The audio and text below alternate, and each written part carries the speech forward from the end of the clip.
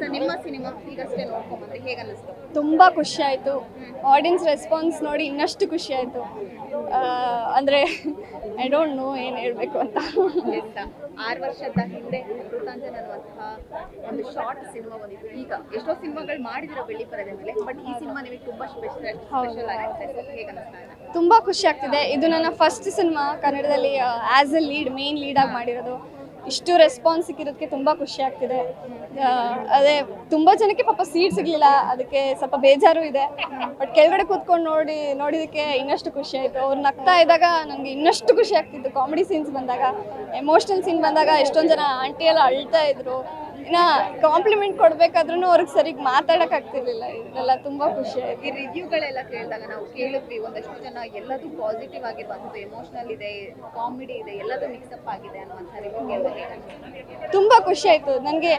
ಅದೇ ಇಷ್ಟು ದಿನ ನಗಿಸ್ತಾ ಇದ್ರಿ, ಅಳಿಸ್ಬಿಟ್ರಿ ಅಂತ ಹೇಳ್ತಾ ಇದ್ರು. ಸೊ ತುಂಬ ಎಲ್ಲರೂ ಇಷ್ಟಪಟ್ಟರು. ಇನ್ನೇನು 30ನೇ ತಾರೀಕು ಬರ್ತಾ ಇದೆ, ಏನು ಹೇಳಕ್ಕೆ ಇಷ್ಟಪಡ್ತೀವಿ? ಇದೇ 30ನೇ ತಾರೀಕು ನಮ್ಮ ಸಿನಿಮಾ ಬರ್ತಿದೆ, ನಿಮ್ಗೆಲ್ರಿಗೂ ಗೊತ್ತಿದೆ. ಬಿಡು ಮಾಡಿಕೊಂಡು ತಪ್ಪದೇ ಬನ್ನಿ. ನಿಮ್ಗೆ ಇಷ್ಟ ಆದಲ್ಲಿ ನಿಮ್ಮ ಫ್ರೆಂಡ್ಸ್ ಫ್ಯಾಮಿಲಿನೂ ಕರ್ಕೊಂಬನ್ನಿ ಅಂತ ಹೇಳ್ತೀನಿ. ನಿಮ್ಮ ಪಾತ್ರವನ್ನು ನೋಡಿದಾಗ ನಿಮಗೆ ಹೇಗೆ ಅನಿಸ್ತು ಅಂತ?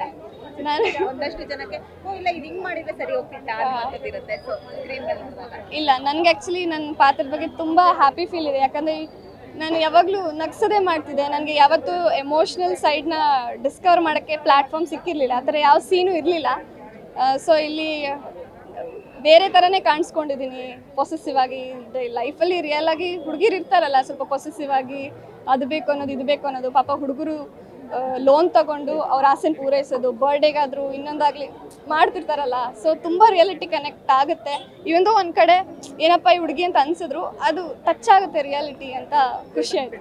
6 ವರ್ಷದ ಹಿಂದೆ ಒಂದಷ್ಟು ಸ್ನೇಹಿತರ ಜೊತೆ ಹೆಜ್ಜೆ ಇಡ್ತೀರಾ ಮೊದಲನೇ ಬಾರಿಗೆ. ಈಗ ಅದೇ ಸ್ನೇಹಿತರ ಜೊತೆ ಗುರಿ ಮುಟ್ಟುವಂಥ ಸ್ಥಾನಕ್ಕೆ ಬಂದಿದ್ದೀರಿ.